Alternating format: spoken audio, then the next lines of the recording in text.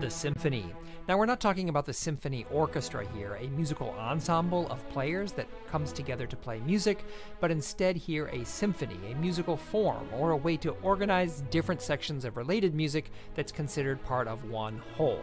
Now, what we think of as a symphony today is mostly thanks to these two guys. One of them you have definitely heard of, Wolfgang Amadeus Mozart. He wrote 41 symphonies in his short life, died at the age of 35, and has some success during his lifetime after being paraded all over Europe by his father as the greatest child prodigy in the history of Western music. More on that someday in another video. The other guy is Franz Joseph Haydn. He lived to be 77 and wrote 104 symphonies. Yes, that's right, 104. So, vaguely writing around the same time in music history, between the two of them they wrote 145 symphonies. So they essentially get credit or the blame for what we call a symphony today. But the general rules are as follows. Symphonies have 4 movements. They are generally arranged as a fast one, a slow one, a minuet, and then an even faster one. A closer look at each movement here shows us that the first movement is fast, or in Italian we usually say allegro, but usually it has a slower, sometimes rhythmically and or harmonically vague introduction before launching into the main theme, which is that fast part, and it's usually quite memorable or catchy. The slow movement that follows is usually something quiet and pretty to contrast the opening, and here the composer shows off their lyricism and elegance and their ability to write slow, quiet, and beautiful music. It's usually a showcase for the wind soloists in the orchestra as well. The minuet, then, is just a fancy way of saying a dance in 3, like a waltz. 1, 2, 3, 1, 2, 3. Admittedly, composers often mess with the order of these two middle movements, sometimes switching them around, but this form here is the more common version.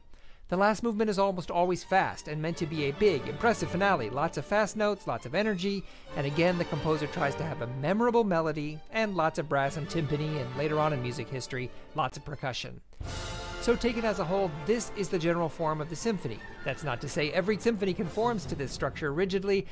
If anything, what makes specific works interesting is how composers experiment with this form, push these boundaries, and maybe even break with tradition and do something different. But you have to know the rules before you can wisely bend or break them. Many of my friends who are engineers love music, and I've always suspected it's because, much like being an engineer, music asks us to be creative within an established set of rules. So there you have the basic form of a classical symphony. About the birth of the symphony.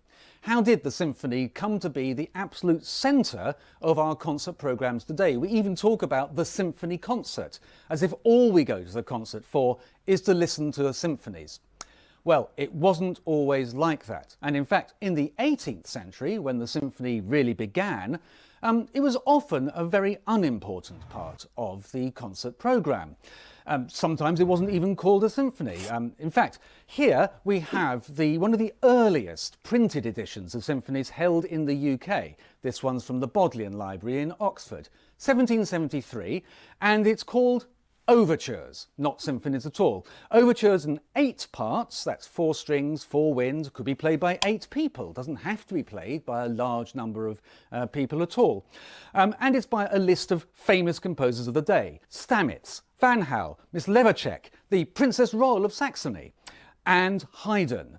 Although things on the cover aren't always what they seem, and in fact, where it says Haydn, that's a symphony by somebody else altogether. The one by Van Hal, on the other hand, is by Haydn. It's one of the symphonies we know today.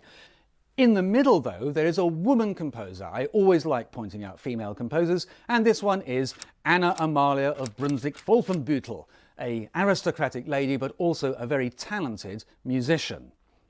Now, I think it's very unlikely that people listen to a whole of a symphony and then 3 concert arias, one after another. It's much more likely they split the symphony up and played movements in between the others. We don't actually know that, but it seems likely from the way that symphony concerts worked at the time. And to show you exactly what I mean, let's go to London. So here we are in London in April 1795, the last season that Haydn spent in the capital of Britain.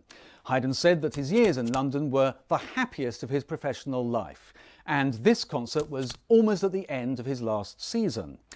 It's another benefit concert, this time for decayed musicians and their widows and orphans. And what is it that they're benefiting from in this grand miscellaneous concert of vocal and instrumental music? Well, it's in 2 halves called Act 1 and Act 2. Concerts at this time were very much like going to the opera. And in this concert, Act 1 and the end of the concert are full of arias and sung pieces, lots of them by Handel, one or two by other people. That's what people are coming to the concert for, is to hear things getting sung. It's not to listen to symphonies. Haydn, however, has got his symphony in at the beginning of Act 2. Again, it's like an overture. It's opening up the second half of the concert. It's a new symphony, we know, because it's in manuscript and given under his immediate direction, which means that Haydn would have sat at the keyboard, the harpsichord or piano, and played along, directing the symphony from there. The symphony is becoming gradually more important, though, and we can see that from another concert just a couple of weeks later, May 1795, when Dr. Haydn takes out an advert in the paper to request the attendance of the nobility and gentry at another concert, which he is putting on. And this is another mixture. There's an overture at the beginning, there's the military symphony, the big hit of the season in fact, beginning the second half, but what people are really coming to hear are the vocal pieces, a whole new concert aria written by Haydn for the occasion, and also concertos, an oboe concerto in the first half, a violin concerto in the second half. The overture at the beginning, though, we know exactly what piece that was.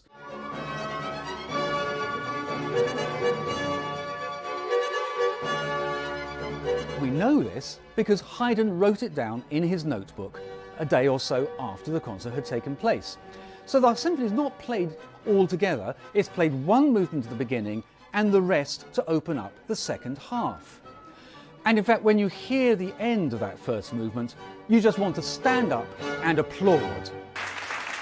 And in fact, for many, many years after that, even when symphonies are played generally all at once, the end of the first movement is often like that. It gives a great call for applause to the audience, and the tradition was well into the 20th century that audiences would applaud at the end of at least the first movement, sometimes at the end of each movement.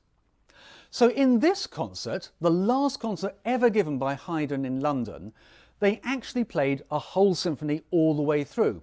The last symphony that Haydn composed in London, the 12th and last of those I have written here, he says. It's now called the London Symphony.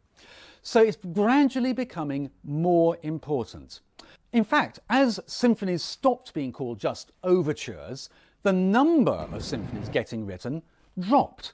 In fact, the number of symphonies written in the whole history of writing symphonies went down at the end of the 18th century and is at its lowest point in the first 2 decades of the 19th century.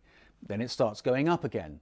But who is it who writes all his symphonies in exactly those 2 decades? It's Beethoven. Not only was Beethoven one of the greatest composers of symphonies ever to have lived, but he wrote into a vacuum at a time when people wanted new, grand symphonies to be the centrepiece of a concert programme. And that's one reason why Beethoven's symphonies became the touchstone of quality right through the 19th century, and it has to be confessed really, up to our present day. Even as late as the 1840s, that's 20 years after Beethoven died, the critic of the Berlin musical newspaper was saying, first of all, why should anybody programme a symphony that's not written by Beethoven, because you don't listen to his symphonies often enough? And secondly, when we play a Beethoven symphony, why on earth don't we play all of its movements?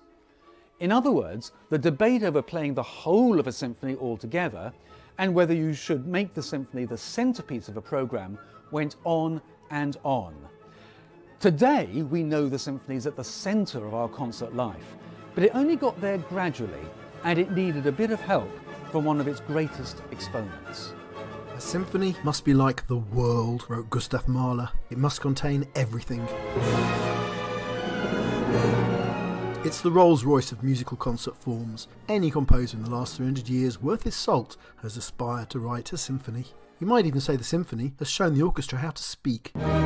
In crude terms, a symphony is a generic form of music where all the orchestra plays together, as opposed to a concerto which foregrounds an instrument or a group of instruments against the rest of the orchestra. The word itself derives from two ancient Greek words, together and sound. The symphony had rather humble origins in the early 18th century. The start of the classical period, it was a short, string, three-movement piece, sometimes used as interludes for the hugely popular opera. Joseph Stamitz, who ran the fabled Mannheim Orchestra, extended the form, adding an extra movement and wind section to the genre. All of which sets the scene for Haydn and Mozart to expand the scope and size of what would come to be known as the symphony orchestra. In concert halls across Europe, this new form of concentrated orchestral action was a real hit for concertgoers. London paid Haydn huge piles of cash to come to England's capital with more symphonies.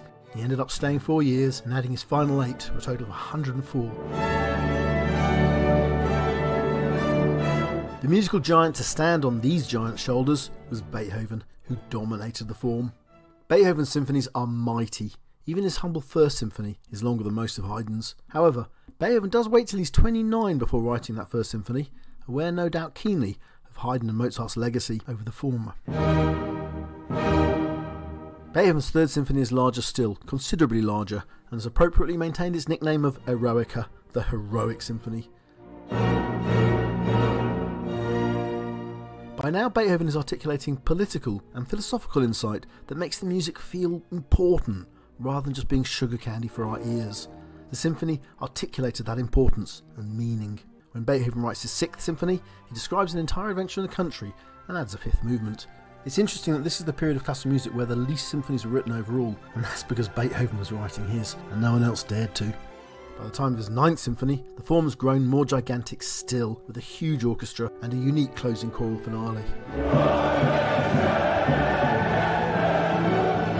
Symphonies really had become the big beast numbers in the concert hall, the piece you generally finished your concert with. It gave full voice to the full orchestra, with more individual purpose than you get from a concerto, where the soloists and orchestra so often act as foils. Symphonies are almost always longer than concertos, with more movements. Your classic symphony is made up of 4 movements. The first, usually in sonata form, more about that in my sonata form video, is usually the longest, most concentrated movement, the one with a real hero theme in it. Medium to fast tempo, sometimes with a slow introduction. The second movement is usually slow, a pace for more tranquil reflections and a clear mood pivot from the first. Contrast is again provided by a third movement, normally in minuet dance form, amended by Beethoven, via Haydn, to a scherzo, which means literally a joke. So, faster than the slow movement, more playful, but not too fast, so as to maintain contrast with our final section coming at you at the fastest tempo. This is the place to really thrill the audience, the movement in rondo form that keeps coming around, re-delivering its main theme, like the chorus of a pop song, which perhaps helps our flagging ears to send us home on a high.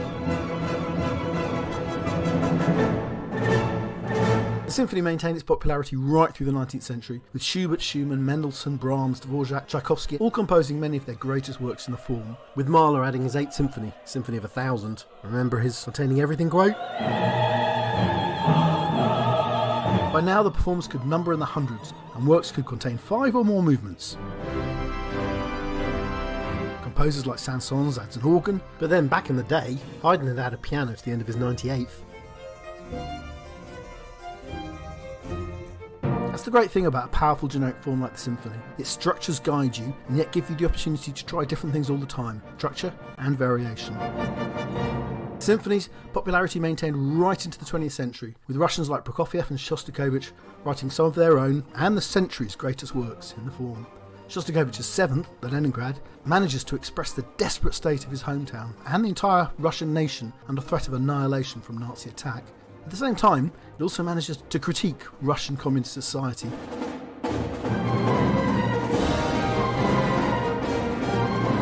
It's as if the symphony could express almost anything. Communism, a walk in the countryside, the siege of Leningrad. It was as if the symphony could contain the world.